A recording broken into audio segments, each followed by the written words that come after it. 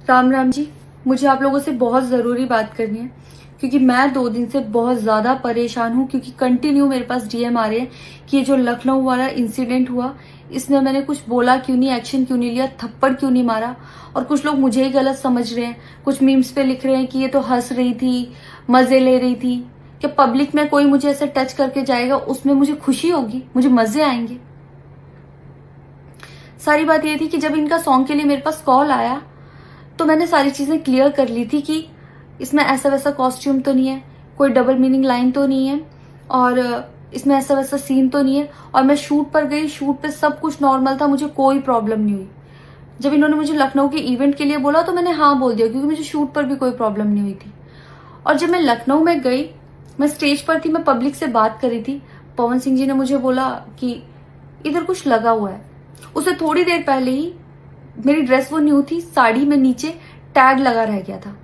तो मेरे दिमाग में आया कि शायद ब्लाउज का भी टैग लटक रहा होगा। मैं हंसकर उस चीज को दबा रही थी कि अगर मेरा टैग लगा भी है तो वो चीज जिस टाइम मैं पब्लिक से माइक में बात कर रही हूँ उस टाइम ना बोल के साइड में भी बोली जा सकती है, इसलिए मैं उस चीज को उस टाइम पे दबा रही थी। मैंने हंस के टाला, अवॉइड किया और फिर दोबारा बात करने लगी। वो बोले नहीं कुछ लगा है, नहीं कुछ लगा है।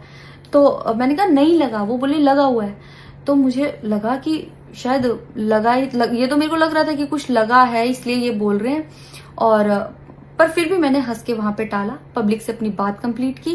कंप्लीट करने के बाद जब मैं अपने टीम मेंबर से मैंने पूछा साइड में जाके कि कुछ लगा है, क्या लगा है, उन्होंने बोला कुछ भी नहीं लगा था। जब मैंने देखा मेरे सच में कुछ नहीं लगा था, तब मुझे बहुत ज्यादा बुरा लगा, गुस्सा आया और रोना भी आया।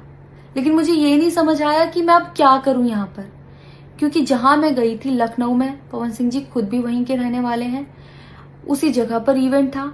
जितना वो क्राउड था वो सारा उनका फैन बेस था। उनको भगवान बोल रहे थे और भक्त बोल बोल के उनके पैरों में गिर रहे थे। वो उनका फैन बेस था, क्राउड था। तो मुझे समझ नहीं आया कि मैं क्या करूं। अगर मैं कुछ भी बोलती तो क्या वो लोग मुझे सपोर्ट करते? मेरे साथ कुल 3-4 बंदे यहाँ से गए थे, तो वहां जितना क्राउड था क्या वो लोग मेरा साथ देता? मैंने सोचा मैं बैक स्टेज जाके बात करूंगी। इतनी देर में थोड़ी देर